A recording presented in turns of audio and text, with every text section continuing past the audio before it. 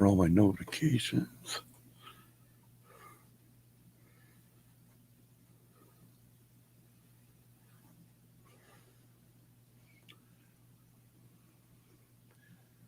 Well, all right. Facebook notified that we went live. What about YouTube? YouTube's always late. I don't know what it is, but YouTube's always late. Trying to wait here.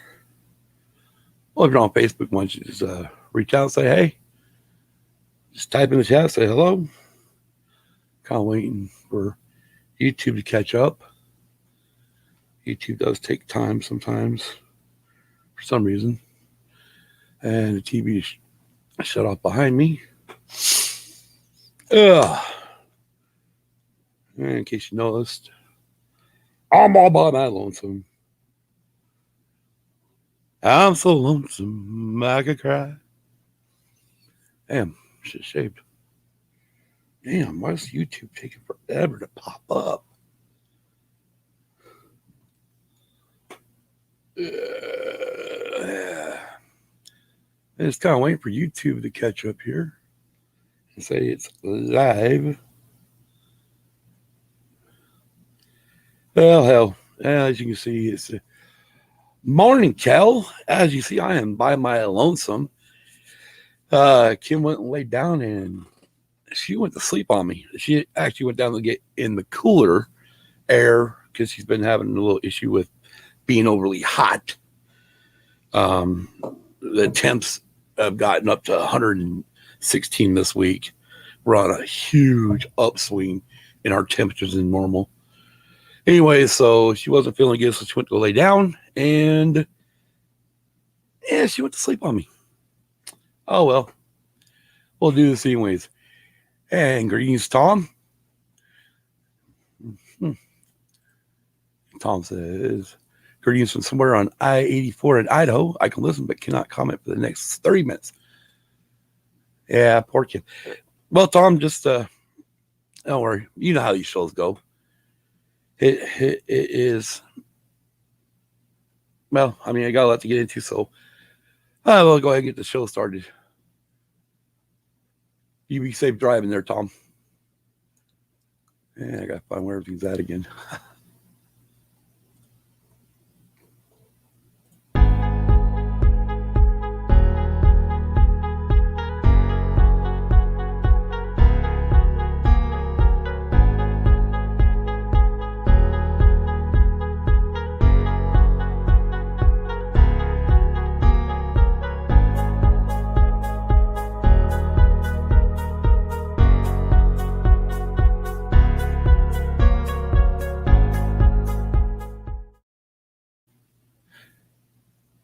Good morning. And this is Use and Abuse. I'm Scott. Normally I have Kim. I know it says Kim on the deal. I was expecting her to be up, but she unfortunately hasn't been feeling well. So she went to get cooled off and actually fell asleep. So we're going to let her sleep here. 2 a.m. here in Arizona, and it's 5 a.m. on the East Coast. And again, we're having morning coffee.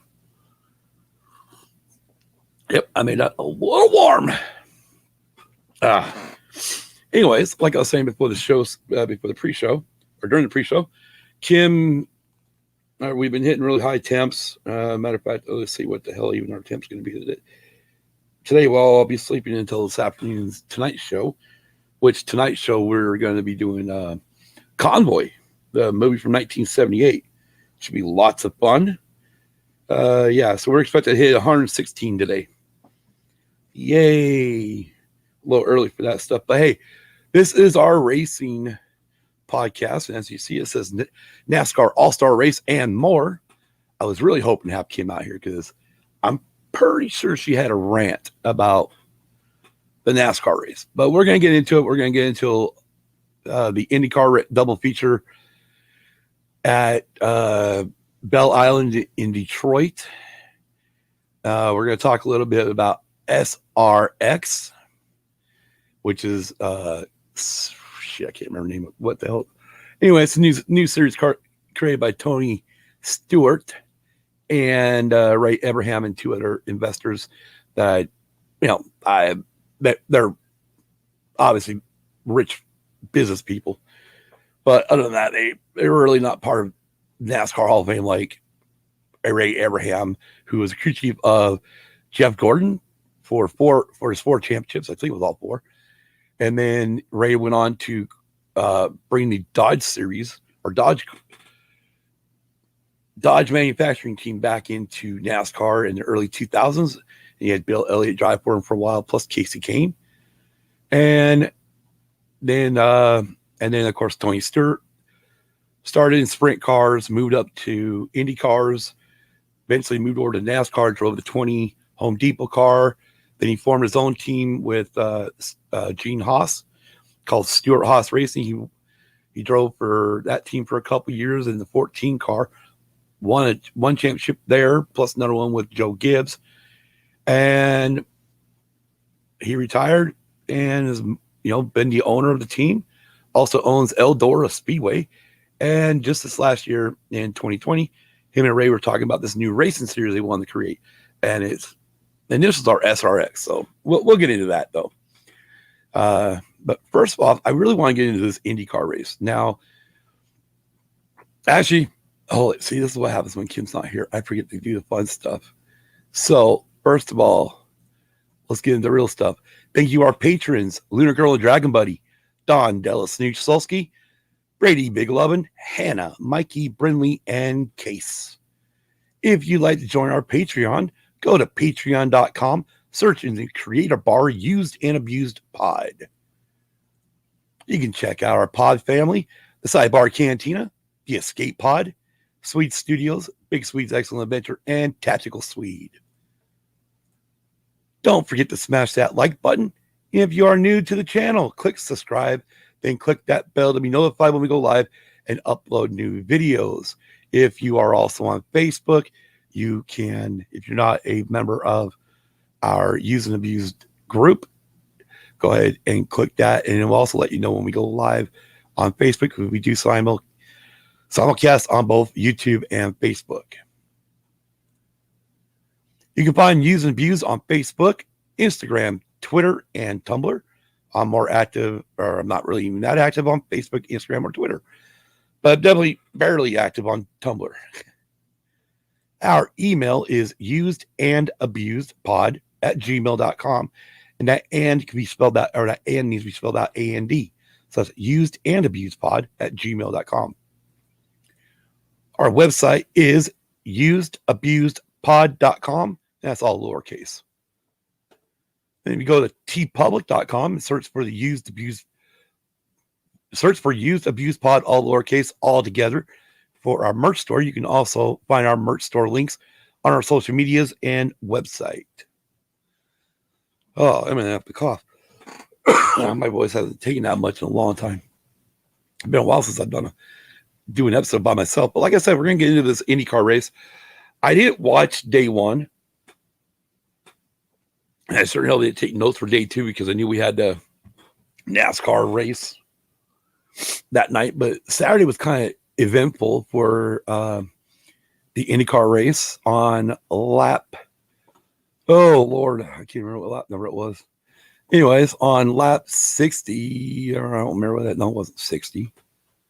Let's see here. Rosenquist. All right, lap 23 of the race. My bad. So let's get into this real quick. We'll bring this one up, add to the stream. Now, unfortunately, really probably not seeing me. I'm on the wrong screen anyways. Oh, Lord. I got to pop screens down. I got other screens in my way. There we go. You might be able to see my mouse. Anyways, the car, Felix Rosenquist here, drives for Arrow McLaren. He was coming into turn 6 it's a Bell Island road course there in Detroit. He downshifted into turn 6, and when he did, the throttle stuck open, and he ended up hitting the tire barrier. Hit the tire barrier here first, which then shoved the tires up and over the wall. The car climbed a little bit up on the tire barriers. You can't see it in this shot, but these K-rails one of them is actually laid over. And the thing that they're pointing out during the race was the fact that these K-rails are actually tied together, so they shouldn't topple over like that. So just by looking at this, you can tell it was a massive wreck. And first of all, unlike F1, where F1 will not show once they think a driver might be injured, they won't show the wreck anymore.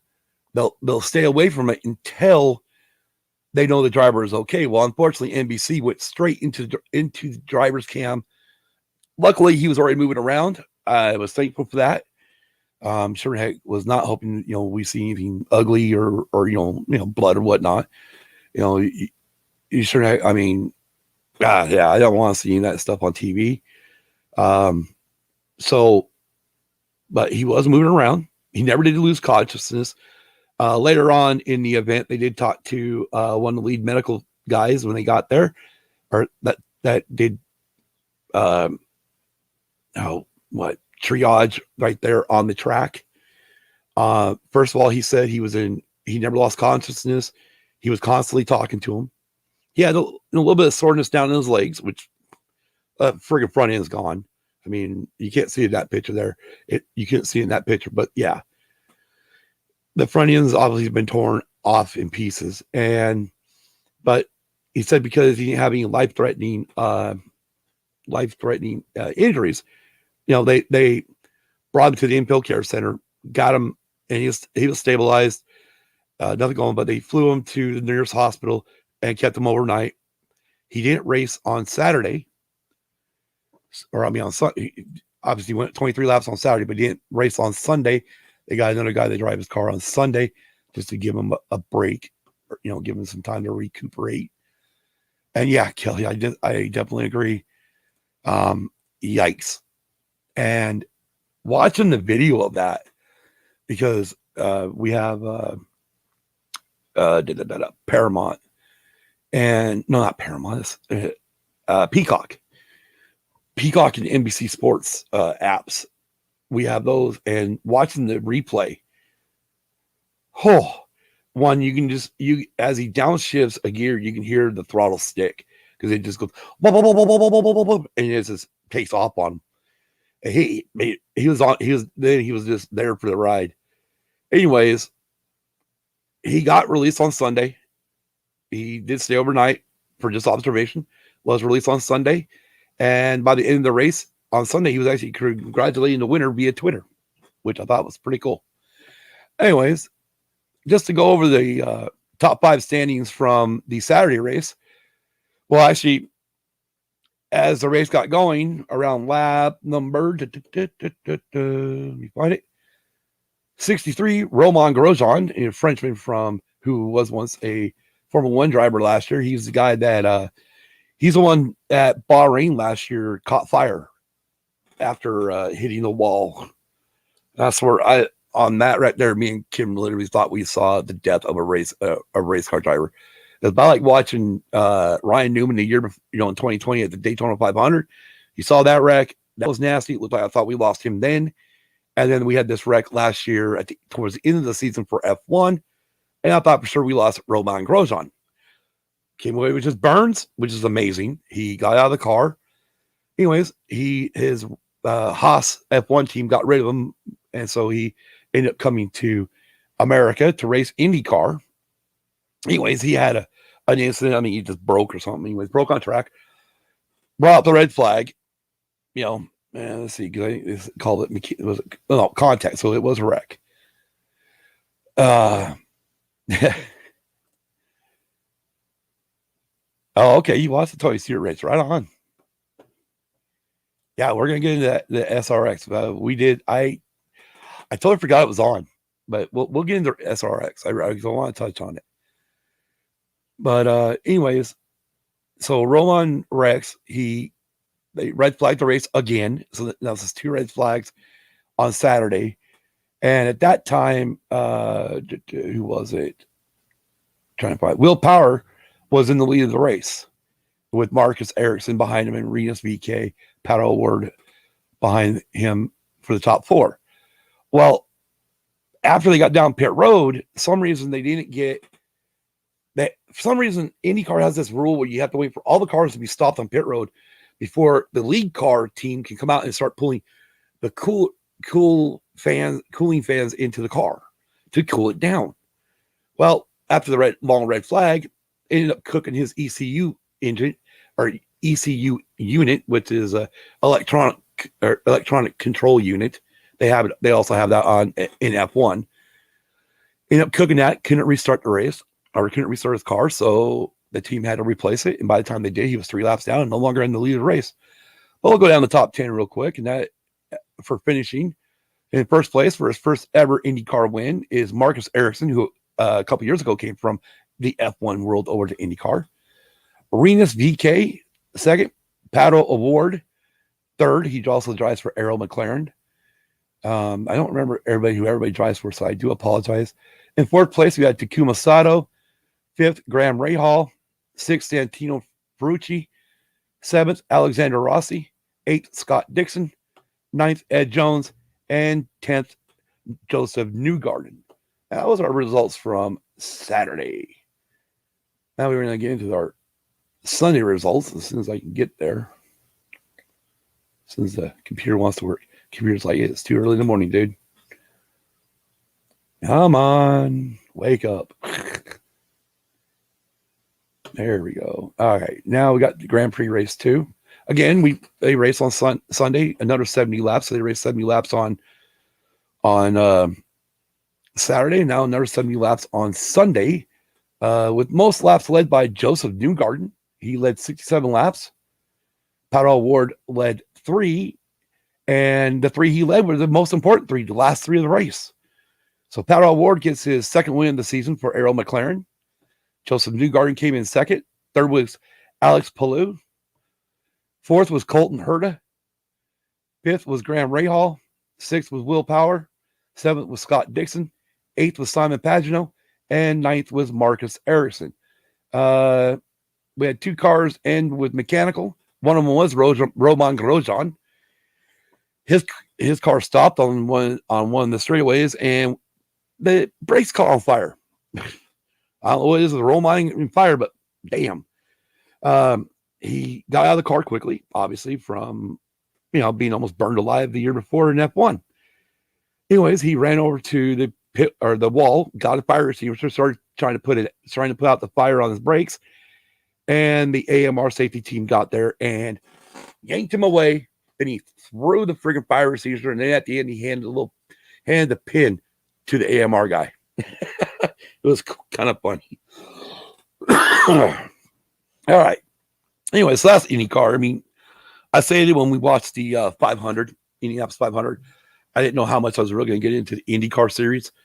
I figured I might get into some of the races when it's just NASCAR and IndyCar versus F1 and NASCAR, because when you start adding 3 or 4 races per weekend, well, then the podcast even get longer. And I mean, we all know from last week, we went way over 2 friggin' hours.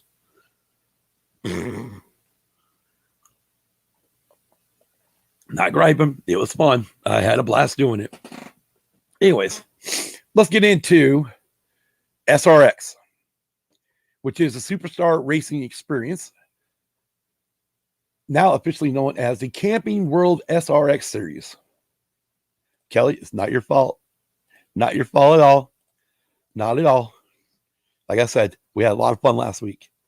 And I didn't care. Hell, it made for an interesting podcast, that's for sure. So the SRX, Superstar Racing Experience, better known as SRX, is also officially known as the Camping World SRX Series. So Camping World, which is Lamonis, he also sponsors the NASCAR Truck Series, which is the Camping World Truck Series. Anyways, it's an auto racing series founded by Tony Stewart, Ray Abraham, Sidney Montag, and George Pine. The formation of the series was announced on July 13th, 2020, and debuted on June 12th, 2021, televised by CBS Sports, which is remember the CBS Sports part, because that does have some interesting. That becomes interesting later. SRX. I have to kind of move this over now. SRX is running a 6-race debut season. It drew direct contrast from NASCAR when aiming for shorter races at shorter tracks, and also with the random pairing of driver and crew chief from each race. Founder Tony Stewart compared it to the old, anybody remembers the IROC series, International Race of Champions, by comparing the aspects of identical cars and an all-star cast of drivers. The cars are completely designed by founder Ray Evernham and were in a concept stage when the series was founded in July 2020. Teaser photos of the car showed it was a high rear spoiler and said to have high horsepower and low downforce. Fury Race Cars serves as the car's chassis designer and builder. The cars will use Limor V8 396 engines, which are primarily featured in the Arca Menard series, with components from Edelbrock, while brakes are provided by the Performance Friction Corporation, or PFC. Drivers receive their cars before each race via random draw. The drivers series lineup is made up of younger up-and-coming drivers looking for exposure, in addition to the older and retired drivers. In addition to those running the full schedule, the series provides a Rocky Balboa car for a local champion at each track, and arena entry for notable drivers making cameo appearances. So, kind of give you an idea. We'll go over this first race. We won't go over. Let's kind of go over the format real quick. You got 2 heat races, 15 minutes each. They'll run as many laps as they can. In that 15 minutes, when the 15 minutes is up, right after the 15 minutes comes off, then they throw the white flag. Next flag is a checkered. Race is over. After the first heat race, they invert the full field from, if you finish first, you're going to start 12th in the second heat race. Then we race another 15 minutes. Then we take that finishing order and we line them up for the feature race, which is normally, most of these tracks will be 100 laps, except for Slinger Speedway, which will be 150 laps. Well, in this feature race, finishing 12th, he only completed 9 laps, was Bill Elliott, who started 4th. 11th, and by the way, Bill Elliott, awesome Bill from Dawsonville. Okay, pump the brakes right now. I don't have Kim here to pump it, but I'm going to pump the brakes anyways. Danica Patrick didn't know that was Bill Elliott's nickname. I don't know. I mean, I'll give Alan Bestwick credit. It had been me in that booth with her. Huh. Yeah, I might have just, pushed a little more under the bus to show that even though you race NASCAR, you don't know shit about NASCAR. Anyways, that's just me. That's just the way I would do it. But anyways, believe me, for me, hearing Bestwick back on the call was awesome. I miss him from the days of NBC and TNT, I think it was. So I do miss Alan Bestwick being on these broadcasts. I wish he was back in doing NASCAR, because he does call a great race. Danica was kind of a bore, shall I say. She never really got excited. And yeah, she was just a bore. But luckily, she's only there for 2 races, and then we'll get some extra editor help from Bestwick, and hopefully the other people we get are a lot more jovial or excited. I mean, maybe I'll take a page. Maybe Danica should watch Dale Earnhardt Jr. and Clint Boyer. Get an idea of how to actually be.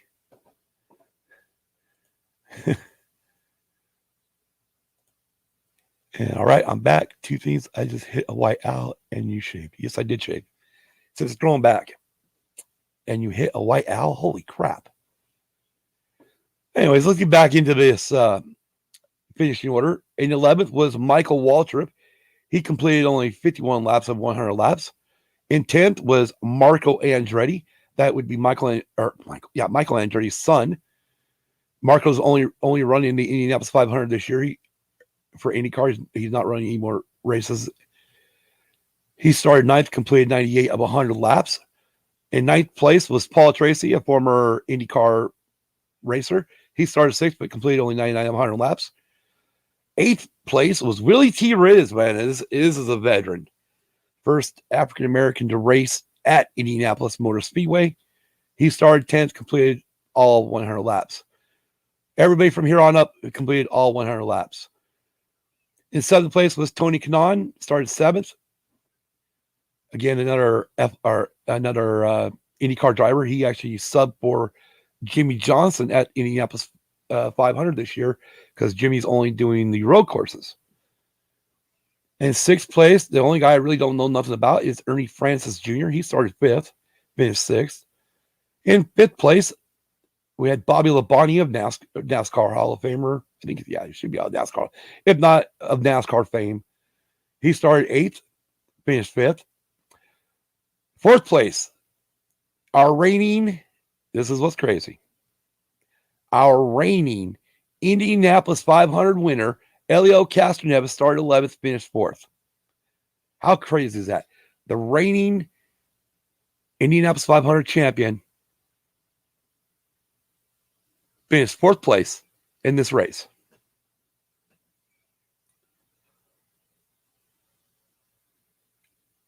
Third place, series founder, one of the series founders, best known as Smoke, Tony Stewart. Started 3rd, finished 3rd. 2nd place, seeing this guy back on track, former NASCAR driver. For those of you that didn't know, he drove the 16 car for Roush Fenway Racing back in the day. But that is Greg Biffle, better known as the Biff. He started 12th, finished 2nd. Great run. I mean, let's talk about the Biff for a minute, because after the second heat race, he got into a wreck. And he had to go to a backup car. Now, the thing is this, they don't change tires at all unless you get flat. Whatever tires you start on with heat race 1, you are also running in the feature race, which I kind of like. But because of him braking, he actually had to go to a backup car, which then they put, I think it was a 39 lap scuffs on this. So they had tires that they scuffed up, in other words, had already been on the track for 39 laps, and they put them on his car. However, I think they said it during the race that heat race 1 was like 36 laps, and heat 2 was, I'm seeing it right here, 35 laps. So that's what, 71 laps? Okay. The guys that get a backup car, they need to be put on the same amount of laps. Damn good he doesn't have alcohol. It didn't be alcohol poisoning, just went down my lip. Hey, Tom, no big deal, man. You got to admit something. I know jack squat about racing. I know my mom's a big Bill Elliott fan, and all my Brazilian friends live Formula One. Exactly. Hey, it's no big deal. Only thing I can say I was lucky about is when I was younger, we went to a racetrack in Portland, Oregon, called Rose City Speedway. I don't really recall watching any NASCAR races until the mid 80s. I know we watched Indianapolis 500 every year. That was like it was always on Memorial Day, so we always watched that one. But it's following, like, even back in the 80s, it was hard. Even in the 90s, it was really actually hard to follow most of these events, because CBS or ABC might carry the Daytona 500, and all right. Oh, sorry, I am looking at here at the top screen, and it's showing me else. It showed me freeze. I'm like, oh shit. Anyways, yeah, it was hard to figure out what channel was showing what race, and some races shown like now where we got all 36 races on. Like, we have the whole IndyCar schedule on, and then the whole Formula One schedule is on. Oh, yeah, we hit show on that. We did have it. When are we doing our Yeah, we definitely we'll get that one planned up. Maybe we'll hit that around August. Be a good time. Just college football starts back up, and we can give all of our reasons why we hate BYU, and most of it revolves around a few things for me. Goddamn, I'm still freezing on this end. Am I freezing on your guys' end? Can't wait for the chat.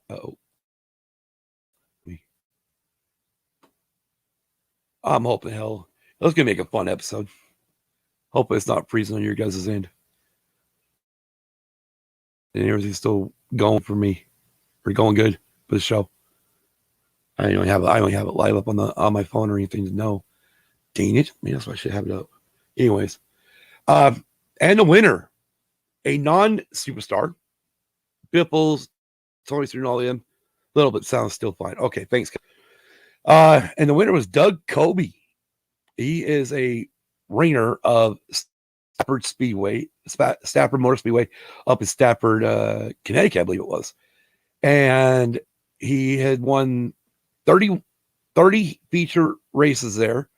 He's led raced over 10,000 laps there before. But this time he's started first. He led laps 1 through 8, then 25 through 61, 65 through 96, and then 98 through 100. Complete all 100 laps and won the race over all the big-time superstars. And unfortunately, they placed the checker flag around the door. When he went to go out of the car to celebrate, he stepped on the checker flag and fell on his rear. Which doesn't matter. It's still a great show. I enjoyed it. One thing that they did do, I thought was quite interesting, was they had that, CBS didn't know what to call it. Alan Bestwick, I think he didn't call him the fun flag. But it was pretty much a caution flag where the field got spread out a little bit. So they tightened, threw a yellow flag to get them side by side and get it tightened up to have racing again. So I enjoyed it. It reminds me of the old IROC days that happened back up through, mid 2000s, I think, when we last IROC race we had. And it reminds me so much of that, except for the difference this time is we don't have really a lot of active drivers. It's more of a all-star superstar racing. Doug Kobe is an active wheel and modified series racer, but Biffle's no longer racing NASCAR. Stewart's retired from NASCAR. Elio only ran the Indianapolis 500. Bobby Labonte is retired. Ernie Francis, I don't know what he's doing. Tony Kanaan, like I said, he filled in for Jimmy, and he's only going to fill in for Jimmy Johnson at Indianapolis or at the oval tracks for IndyCar. Willie T. Ribbs is definitely, and he's like 63 years old, so he's definitely retired. Paul Tracy is retired because he's a commentator for NBC for IndyCar races. And then Marco Andretti is only doing the one race. Only doing the Indy 500 for Indy cars.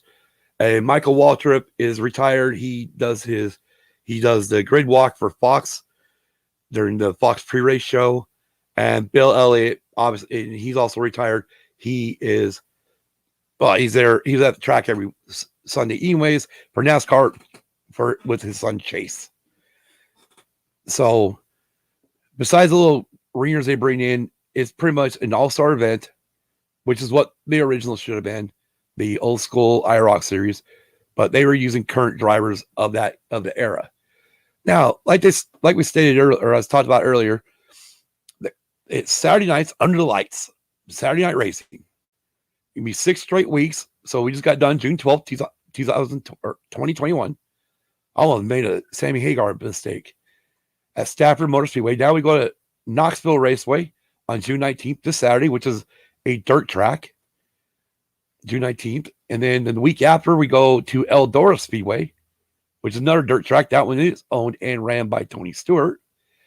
Then we go July 3rd, we go to Lucas Oil Raceway. Now, most people don't remember the name Lucas Oil Raceway, but if you remember the name IRP from like the Xfinity Series, Truck Series days, that is Indianapolis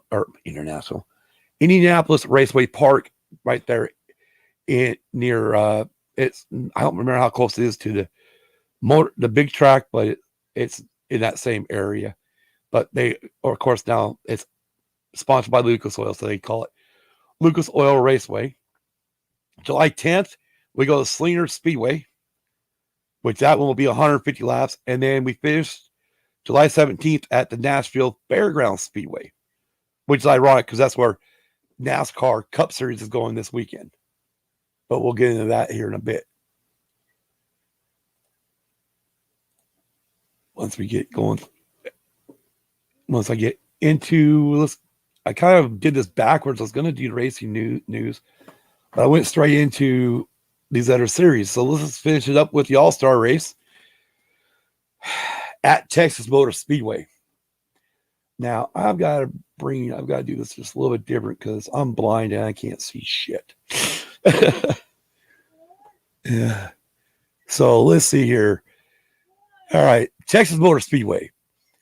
The open race, winner of each round advances into the All-Star race. 3 winners plus 1 fan vote winner will advance into the All-Star race. 50 laps around the 1.5 mile track for a total of 75 miles. Stages, or as they call them, rounds, were 20 laps, and then a 10-lap shootout for the open. Again, in the open, each winner of each stage, so you got your first stage, second stage, and then the final stage, move on into the All-Star race, and plus a fan vote winner. Well, we started stage 1. This will be round 1 through 20. Lap 4, Bubba Wallace spins.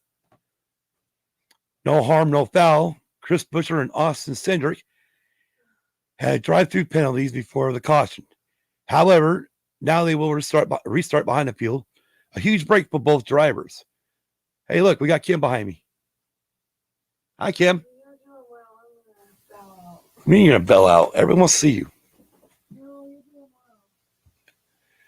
So, of course, it took us 4 laps to get that all done and get them all re-racked. So we restart the race. Lap 9, under caution. Chris Buescher gets spun out by the number 47, Ricky Stenhouse Jr., or as we like to call him, Spinhouse.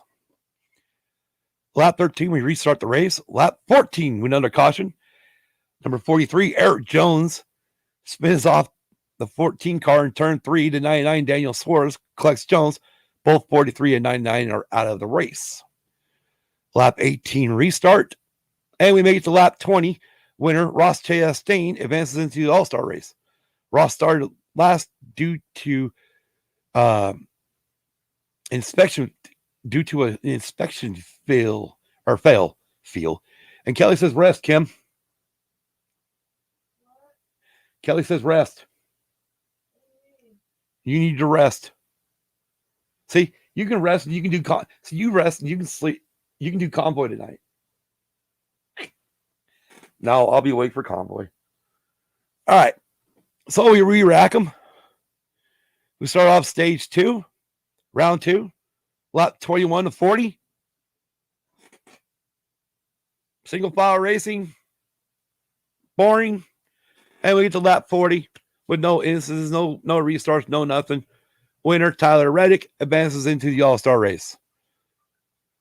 Stage 3, round 3, lap 41 through 50. This is 10 laps. Only green flag laps count, so that if there is a wreck, they won't count the laps under caution. Again, no cautions. Lap 50 winner is Eric Almirola, who advances into the All-Star race. Fan vote was the number 21 car, Matt DiBenedetto, advances into the All-Star race. So, sidebar, I get very sick in the heat. I can't regulate temperature very well. Yeah, I think it's the same thing for both me and Kim too, Kel. And we had a problem in our room yesterday where our vent had actually got closed off we had these little plastic things that, because we live in a trailer house, that go over the vent because the vents are still on the floor because it's old trailer. So it rolls up and it pushes the air out. Well, unfortunately, the opening in the front got really squeezed off and it was actually pushing all the cool air to the bed. And I didn't notice it until after her after she was off and not feeling well. But it sucks. I mean, I went back. I mean, I don't know what what does a husband do? He goes back. Your wife wants to be a part of the podcast, wants to be part of the show, but you go back there and she's snoring away. You let her sleep. This is what I do. If it was me, she would have done the same goddamn thing. Yeah, and the worst part is like, I'm not sure like when ours was built here, but when we're 116 in the house or 116 outside, the AC temp is sitting around 82, 85, and it really messes everything up. I mean, I have it set at 78 to run, but it just friggin', this is a fucking 10 box, is what it is. 10 roof, straight up 10 box is what we live in. Yeah, exactly. I agree. Chris would do this. Yeah, I don't know a husband that wouldn't do that for his wife. Let him sleep. Let him get rest. She worked her ass off yesterday down there in that fucking heat. So, and I mean, I can do the podcast. It's just, I've got myself thrown off a little bit. But, anyways, let's get into the rest of this wherever the hell. Wait, I just lost all my stuff again. There we go. We'll get into the rest of this All-Star race. So we get into the main part of the All-Star race. And we got Grand Marshals Tom Landry Jr. and Coach Joe Gibbs. Say, gentlemen, start your engines. Sammy Hagar performed I Can't Drive 55 during the pace laps, which is funny because he made a common error. He said it's 21-20. And the fans were kind of giving him his fans are giving him a hard time today, saying, is that the name of the new album? And some were saying, you had 5150 on the brain, which is his first album with Van Halen back in the 80s. Anyways, stages or rounds, 6 rounds in this all-star race, 100 laps for a total of 150 miles. The rounds or stages will be 15, 15, 15, 15, so 4 times 15. And then we'll go for a 130 lap stage. And then we'll finish off with 10 friggin' laps. Round 1 through 15, lap 6, Christopher Bell was in the process of spinning, but saved it. However, NASCAR jumped the gun and threw the yellow before he either spun out or saved it. And he ended up saving it. Again, NASCAR, what the fuck? You guys remember the truck race wreck, right? Now all of a sudden, now we're throwing the yellow too fucking soon. Come on, man. We got to get consistent on throwing yellows. If you're going to throw a yellow, I mean, if this is the way it's going to be, we got to keep it the same the rest of the time, because I know there's a couple times where people were in spins later on that they didn't throw a freaking caution for, and I forgot to write it down. But, it should have happened. So, because it was all green flags laps count, there's no yellow flag laps. So, of course, we restart at lap 6. Get to lap 15 with no other issues, and winner is Kyle Larson. There's a key to keep an eye on how many times Larson wins. And I forgot to write down all this freaking format. Oh, no, I did it. Stage 2, round 2, laps 16 to 30. Now, this is where it gets interesting. For round 2, the field will be inverted with a random draw, starting anywhere between 8th and 12th. So, in other words, they're going to open up a box on the stage, and it's going to say either 12, 9, 10, or 8. Well, you open up the first box. We inverted the field from 12th. So 12th place started first for round 2. Well, we started round 2. No cautions. Winner of that round was Ryan Blaney. So now we go to stage 3, another 15 lapper. This is going to be lap 31 through 45. For round 3, the entire field will be inverted. So now Ryan Blaney, who was the winner, now goes to dead last 21st. Oh, God, I don't know what the hell you're thinking. Anyways,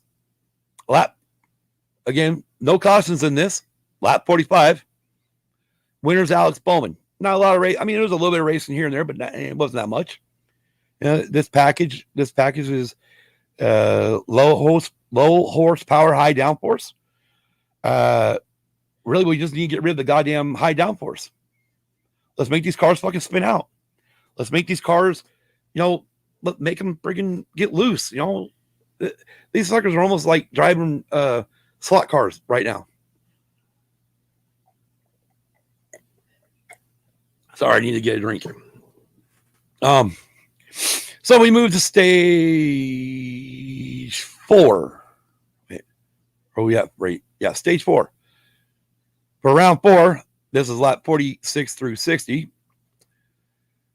The field will be inverted with a random draw, again, starting anywhere from 8th to 12th. We inverted the top 9 cars. Well, again, no caution flag. We get to lap 60. William Byron wins this race. Just so you know, Alex Bowman, Kyle Larson, and William Byron are all Hendrick Motorsports cars. Ryan Blaney was a Penske car. Stage 5. Oh, God. This is the 30-lapper. Stage 5, round 5. Pretty much lap 61 through 90. Mandatory 4-tire pit stop during this round. Also, the winner, they also are going to have a pit stop competition during this round, which was, we had no idea what the fuck was going on. The round 5 starting lineup will be determined based on drivers' cumulative finishes through the first 4 rounds. The driver with the best cumulative finish will start first, while the driver with the worst cumulative finish will start last. If there is a need for a tiebreaker, it will be determined in this order: most All-Star wins, most Career Cup Series race wins, and then current driver standings. First of all, during the evening, round 2, round 3, even at the end, we had no idea what was going on. Round 4, they finally gave us a little bit thing on TV to say, well, this is where everybody's kind of at. Again, why make this shit complicated for the fans? And it's not just complicated for the fans. It's complicated for the spotters. It's complicated for the teams. This was a fucking joke. Again, NASCAR overthinking the fucking all-star race. I look at it this way. Run it till we get to lap 10, and then we do some kind of crazy-ass inversion or something. Or stop them every 15 laps or something. I don't know. Just, we don't need, this was a cluster. So lap 79, yeah. There we go. Kelly says she thinks DB woke up, he was tired and got to bed late. I woke him up, at the show start, but he fell back asleep. I understand. I've been there. I've done that. Alarm goes off, hit off, and go right back to sleep, and then be late for work. I've done that millions of times. So lap 79. So now we're in this 61 through 90. Lap 79. We actually made it 79. Lap 79. Ross Chastain spins after making his pit stop. However, after seeing the replay, Newman got into Chastain, helping him spin. Okay, so this is actually a legit caution. So again, because we're not counting those laps, we restart lap 79. And then we go to lap 90 with no more cautions. Winner, Chase Elliott. Again, now all 4 Hendrick Motorsports cars have won one of 6 stages. Pit stop competition winner was the number 9 Hendrick Motorsports team, Chase Elliott's team, and they got a $100,000 bonus. Stage 6. Oh, that's cool. He doesn't leave for an hour. That's good. Round 6. Lap 91 through 100. For round 6, the starting order will be based on drivers' finishing positions in round number 5. What a thought process. Well, we actually had a race between Chase Elliott, Brad Keselowski, and Kyle Larson. Unfortunately, because of the package, once you got on the side of a car, unlike Daytona and Talladega, where if you got cars helping you, well, actually it's the same thing. Cars help you on the outside or behind you, they'll help push you forward. And that really didn't even happen in this because Chase gave Keselowski a few hard pushes, and he should have went past Larson, but he never did.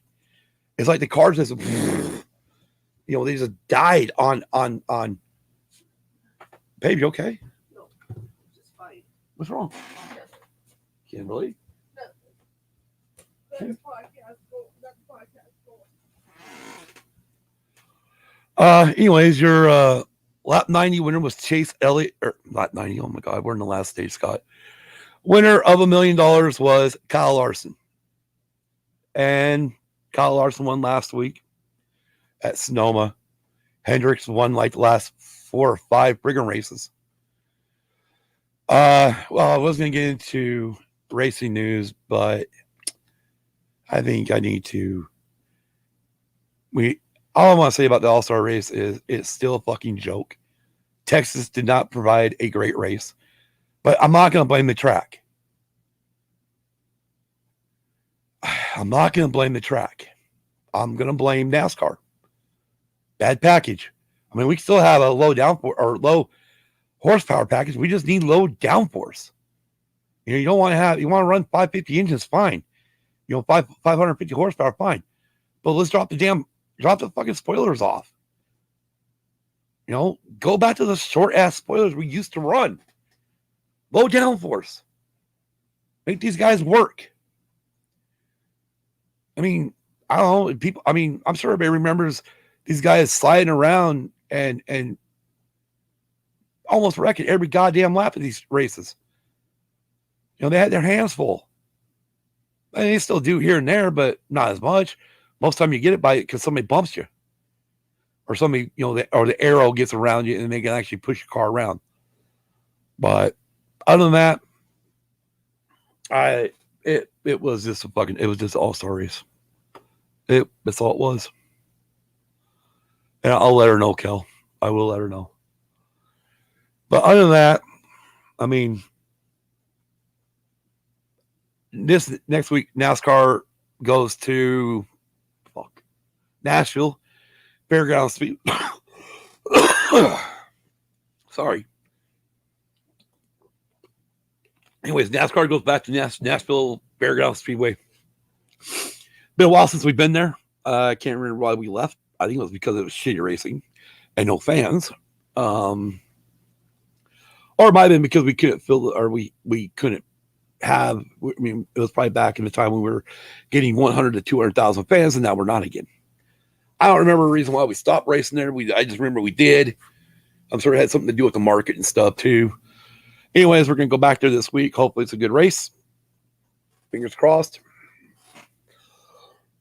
Formula One will be back at the French Grand Prix at the Paul Ricard course, which, oh Lord, if NASCAR isn't good and F1's not good, because the Paul Ricard track is kind of hell boring too. Oh, this could be a bad weekend for racing. Well, at least we got SRX Saturday night. I will definitely be tuning in. We will definitely be tuning in for that, and we'll talk about it again next Tuesday. And obviously, these Tuesdays at 5 a.m. are going to become a normal. So get used. I guess we can say that will be a normal thing from here on out. And then depending on what we do during off season, will not be whether or not we keep it going. Other than that, let's just jump into the last and final bit here, and that is somewhere's I get everything clicked right, and that is episode 104 tonight at 7 p.m. Eastern, right here on this Used and Abused YouTube channel and Facebook channel. We're going to do Convoy, 1978 movie, starring Chris Christopherson, Ali Sheedy, Burt Young, trying to remember who's in it, Madge Sinclair, I think it's Madge. That one I can't wait to talk to you about her because she's gone and played some interesting parts afterwards, which I've seen. But until then, I'm going to go get some sleep. I'm going to put Kim back to bed. We're both going to get sleep, and we'll be back for the 7 p.m. show tonight when we're going to talk about Convoy, which is a trucking movie. I believe it's might be on Prime, but I know it's also on Epic's movie channel on their on demand too. So if you got Epix, you can check it out. Epix has actually got the full version, where I think the Prime Video has the cut up version. Good night, Tom. Yes, sir. Good night and good morning. But until tonight, you guys have a great day. Those of you that are working, have a great work day. We will see you later tonight. Yes, Kel, definitely.